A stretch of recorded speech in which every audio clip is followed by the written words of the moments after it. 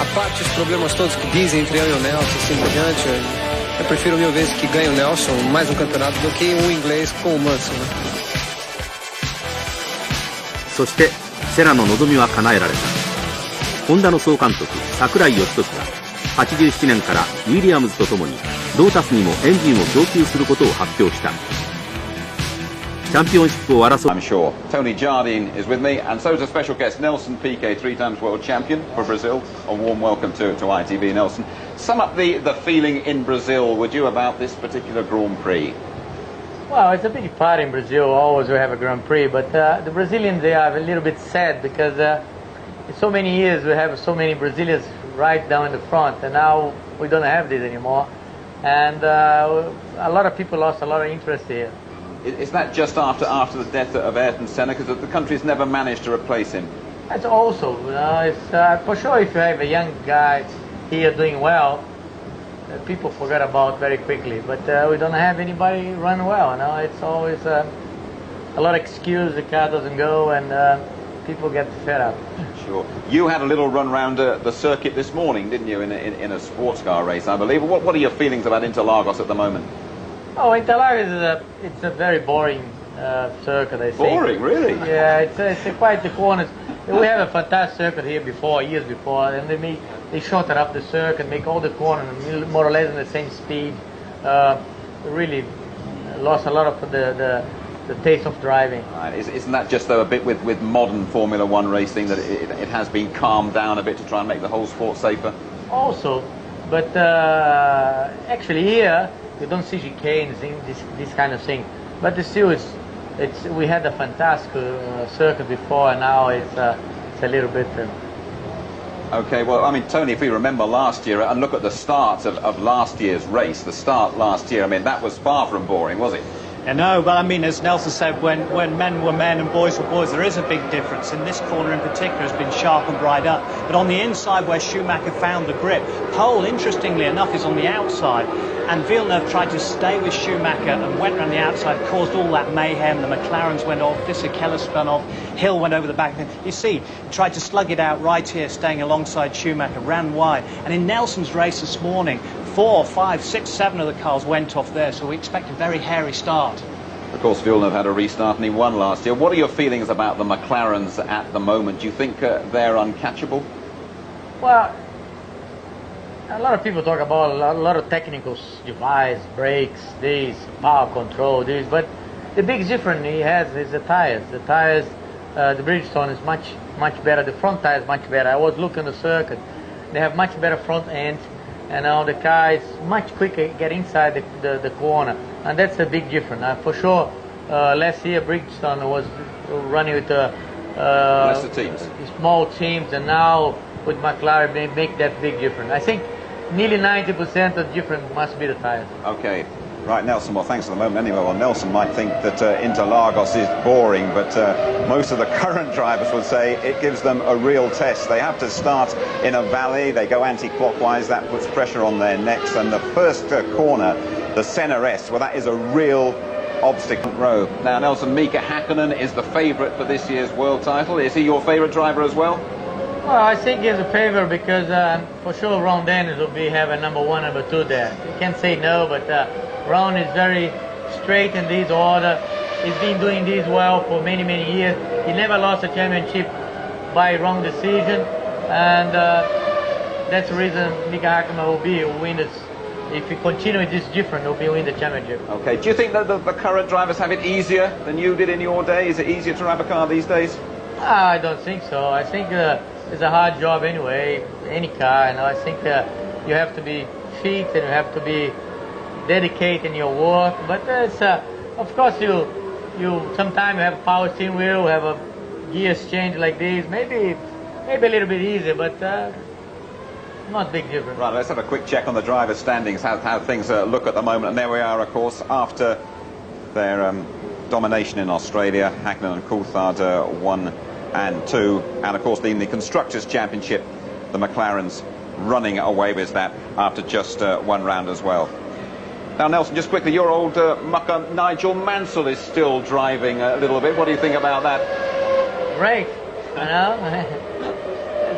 clever enough to still making money with more racing. Okay, well, of course, this is, as we've been saying, very much Ayrton Senna country. Senna won here twice in 91 and 93, and thousands of fans have come here bearing his insignia. Nelson was the main man before that, but then he followed this guy, Emerson Fittipaldi, a real trailblazer. He's talking to Louise. Very nice to see you in the Formula One paddock, Emerson. What brings you to Interlagos?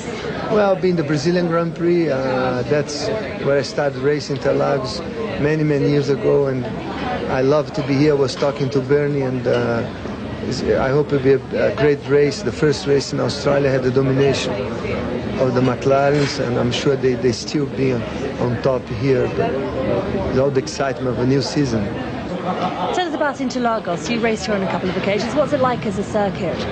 It's a beautiful circuit. I mean, the original Interlagos was 5 miles on lap, 8 kilometers, corners, uphill, downhill, fast, slow corners, and still a beautiful track. I mean, on this valley, you have a fantastic view for the spectators.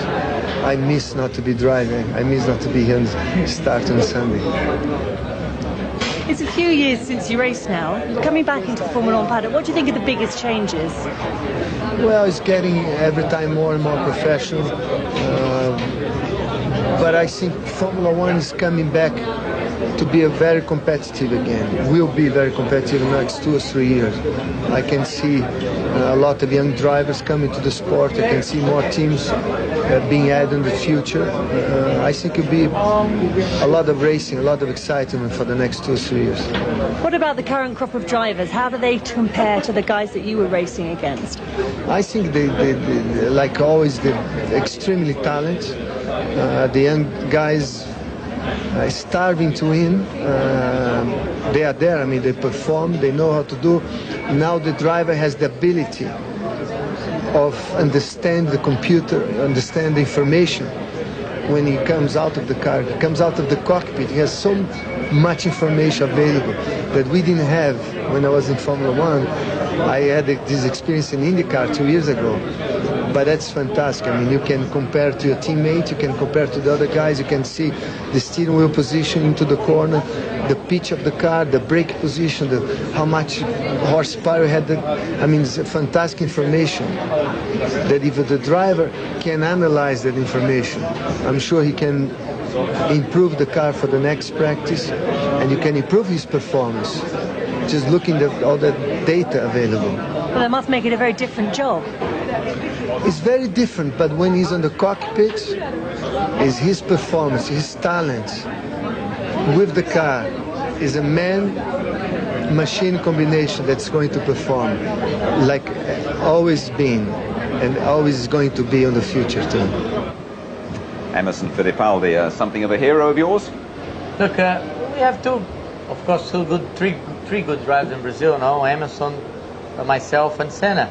But Emerson was the godfather of ours, because after Emerson went to England, win the Formula 4, Formula 3, got in the Formula 1, win the championship in Formula 1. After the first day Emerson went there, more than 2,000 Brazilians did the same, you know. And Emerson was the man that opened the way and went there, and after that it was very easy, you know. It was easy for me, and it was easier for Senna, because it only followed the way and that's it. That's what you need now, is a new hero. Who are going to be the heroes this afternoon? Who's going to win? Well, we don't go have any heroes here from Brazil, you know. Yeah. Because but the race, what are your feelings? Well, I think the McLaren will win the race easier. We'd have any problem if the rain is not supposed to come down. I think the McLaren will win easy. We'd have if you don't have any mechanical problem. Right. Okay. You two go back a long way finally. Well, in his first year when he started driving in '78 in Grand Prix, put him in the spare Brabham Alpha at Canada, and he took Watson and allowed it to the cleaners, and we were all absolutely gobsmacked by the performance. But we were testing here '78, the old swamp with Niki Lauda, and he crashed down there. None of us would go down and get him because you told us there was loads of snakes down there, so we said leave him for the snakes. Nelson, we know you're a busy man today. We appreciate you joining us on ITV. It's been a great pleasure. Thank you, and thank you for the English people. Okay, then here we are then in Sao Paulo. It's a massive, urban, ugly sprawl, really. A city somewhat out of control, but it's the second stop on Formula One's World Tour. And today, Sao Paulo flies the flag for the Brazilian Grand Prix.